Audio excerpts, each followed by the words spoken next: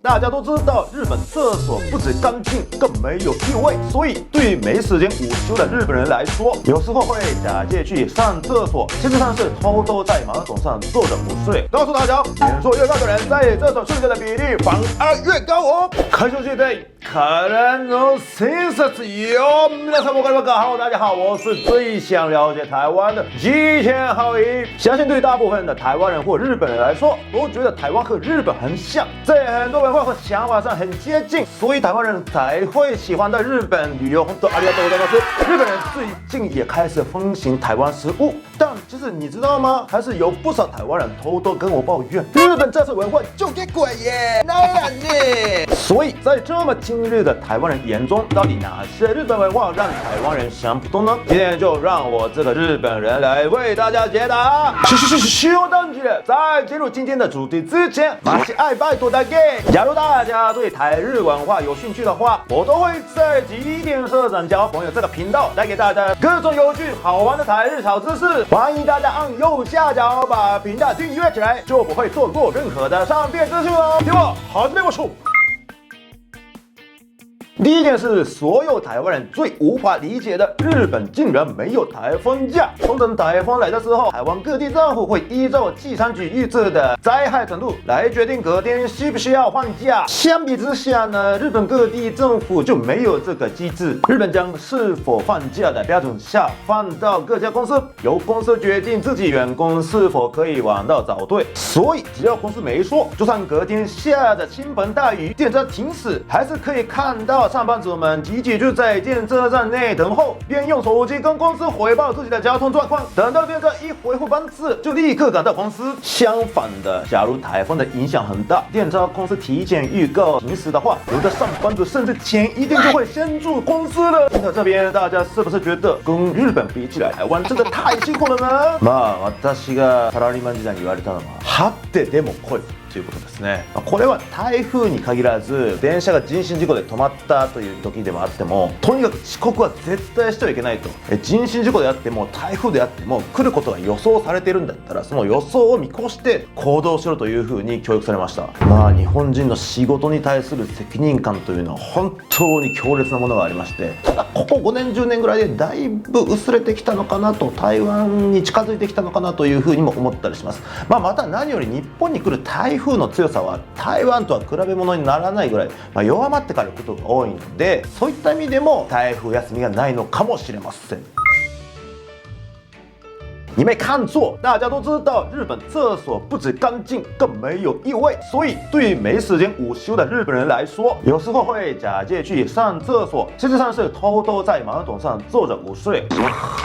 根据調べ編集部针对636位日本20岁到60岁的男女做的问卷调查，有11.2%的日本人表示曾经在工作或公司厕所睡觉过。大家会觉得在厕所睡觉是件很偷懒的事情吗？查报神告诉大家，年收越高的人在厕所睡觉的比例反而越高哦。年收入破1000万的族群，就是每3个人就1个人在厕所睡觉过。看来责任越大，压力越大，越需要利用短暂时间补眠一下，帮自己打起精神啦。ほんましんどいっすよ。現時点で一般的に年収が1000万超えてる日本人のビジネスパーソンっていうのは、大体残業しまくってるサラリーマンの方がほとんどだと思うんですけど、私もサラリーマン時代、1000万はいかないですが800万ぐらい、20代前半でありまして、ただそれだけね、毎日朝2時3時まで残業してたんで、本当に一日中疲れてました。なので、夕方ぐらいになると、もうダメだっていうことで、ふらーっとトイレに行って個室でガチャッと鍵閉めてと起きたら、やばい1時間も寝てたとか、結構そういう、無駄な時間を過ごしたりはしましたね。そして僕がその何十分もいないということを、先輩も僕が寝てるってこと分かってるんで、こう寝てると外から先輩が足でドーンってドア蹴ってきて、ドーンって起きるっていうこともよくありましたね。除了在厕所睡觉之外，境界一定的日本人甚至会在厕所用餐。日本叫做便所飯或者是ランチメイト症候群，大家千万不要觉得很荒谬。其实便所飯这个现象的背后藏着有点悲伤的故事。对日本人来说，尤其是学生或女性，在日本单独一个人用餐其实是很社交压力的，因为很怕被别人认为自己很孤僻没朋友，所以宁愿带着没有气味的三明治或面面包，假装上厕所，其实是偷偷吃饭。就在心理学来说，其实是一种症状。会有这样的压力，是因为自己觉得一个人吃饭表示没朋友，没朋友表示自己不够有魅力、没价值。虽然大家总说日本人很重视群体合作，但相对的，作为个人而言，反而对自己没自信的人也不少啊。これは私の個人的な意見なんですが、一人でトイレでご飯なんて食べないで、堂々とレストランで一人でご飯を食べればいいと思うんですよ。というのは、毎日同じ友達と毎日同じような話をしてランチをして何が得るものがあるんでしょうか。であればもう自分で一人で本を読みながらでも新聞読みながらでも、あるいは自分の中で思考を整理しながらでも一人でご飯を食べればいいと思います。実際僕の周りで一流と呼べる人、あるいはもう本当にこの人はこの業界でトップランナーだという人はみんな孤独と向き合っています。毎日同じ人とご飯を食べたりはしません。なので僕は一人で堂々とご飯を食べるべきだというふうに思います。这一点跟上面提到的有一点关系。松屋、吉野家、SUKINOYA这种便宜又大碗的牛洞店，基本上追求 CP 值高，让大家可以快速吃饱、快速离开的速食店，因此总是吸引许多男生顾客。既然大部分都是男性顾客，女生单独走进去，自然就会被引入目里。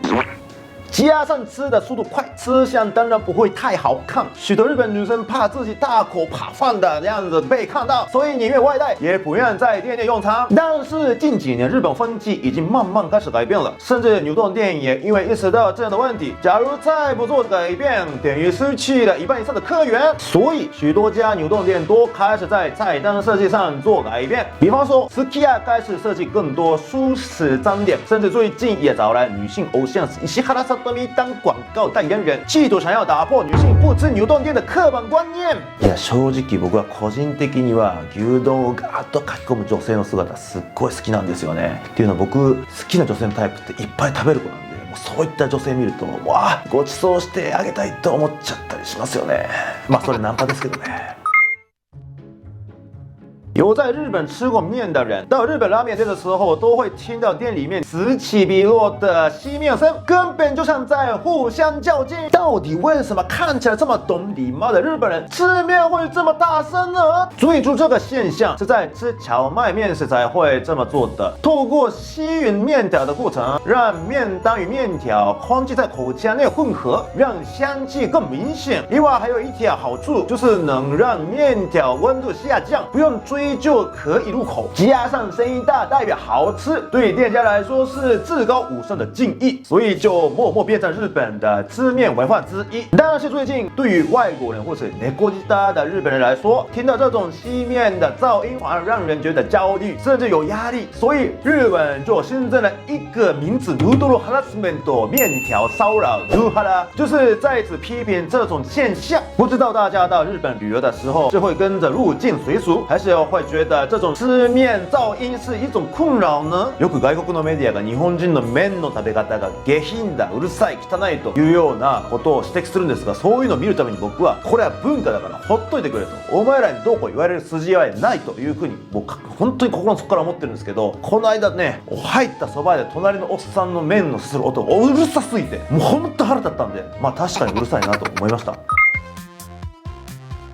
相信大家一定常看到前日本首相安倍晋三在接受国会议员质询的时候，公然在国会殿堂上的瞌睡的样子吧。这点不要说是外国人了，连我们日本人都觉得太扯了。塩浜ら。まあこれはなんでかっていうと理由は簡単で、日本の国会議員はおじいちゃんが多いからですね。まあ安倍さんまだ60代半ばで、どっちかというとまだ若い方かもしれません。まあ日本にはもうね75歳とか80歳とか、もういわゆる後期高齢者の政治家たくさんいらっしゃいます。まあ、そういった方々はねもうおじいちゃんなんで眠たいんです。だからカーって寝ちゃうんですよね。まあ、そんなこと言ったら僕も逆に台湾の国会議員なんで年がら年中あんな喧嘩してんのかっていうの本当にもうわからない。なんであんな元気がいいのかなと思ったりしますが、まあこれはお国柄なんでしょうかね。今天这集为大家介绍了6个日本特有外国人眼中觉得超奇怪的文化，不知道大家听完是觉得有趣还是觉得傻眼呢？把你觉得最不能接受的那个在下面留言给我，让我知道。喜欢这支影片请帮我按赞、订阅、开启小铃铛，我们下次见，ほなさよなら。マジ愛バイトだけ就奇怪耶，那也安呢？都会在吃哪里？ごめんなさい、もう一回言います。不是会。从小就ございます。牛顿店的刻板观念，